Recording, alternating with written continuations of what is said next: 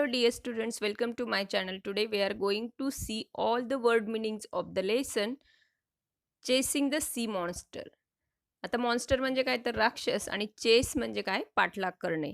तर समुद्र राक्षसाचा पाठलाग हे आपल्या लेसनचं नाव आहे मराठीतून. तर विद्यार्थी मित्रांनो 4.3 चेसिंग द सी मॉन्स्टर नेहमीप्रमाणे आपण ह्या लेसनचे सुद्धा शब्दार्थ अगोदर पाहणार आहोत. तर पहा, चेस म्हणजे पाठलाग करणे, मॉन्स्टर म्हणजे राक्षस, फ्रिगेट लढाऊ गलबत, अनअर्थली म्हणजे गूढ विलक्षण, गूढ किंवा विलक्षण, ओके.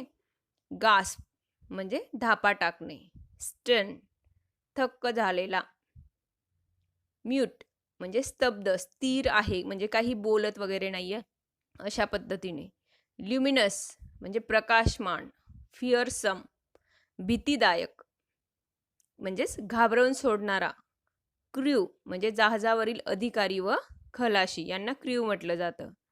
त्यानंतर मिमिक म्हणजे नक्कल केली, ग्लोवर्म ग्लोवर्म म्हणजे काजवा, त्याला इंग्लिशमधून ग्लोवर्म म्हणतात.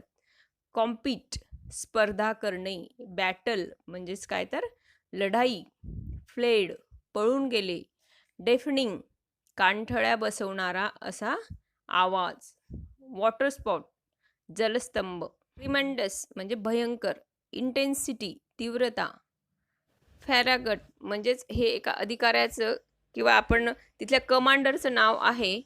पिअरिंग म्हणजे निरखले किंवा पारखणे असेही होऊ शकतं. इगरली म्हणजे उत्सुकतेने. सिटेशन्स देवमाशासारखा एक जलचर. नेक्स्ट वर्ड आहे लर्किंग म्हणजे लपलेला. ऑन द अलर्ट सावध किंवा दक्ष असलेला. व्हेलिंग गिअर देवमाशांची शिकार करण्याचं उपकरण म्हणजे साहित्य.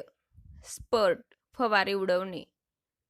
ब्लो होल्स श्वसन छिद्रे. हार्पून भाला.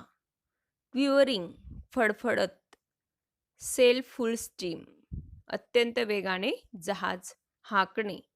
स्टील ऑफ म्हणजेच दूर जाणे. नेक्स्ट वर्ड आहे मेट म्हणजे मदतनीस. कॅनन तोफ. इन्फर्नल म्हणजेच अमानुष. आर्मर चिलखत किंवा लढाऊ जहाजावरील पोलादी पत्रा. ड्रॅट म्हणजे वैताग. वेअरिनेस थकवा किंवा कंटाळा. रेईन म्हणजे राज्य करणे. ब्लेझिंग तेजस्वी झगमगणारा. डॅझल्ड डोळे दिपवणारा.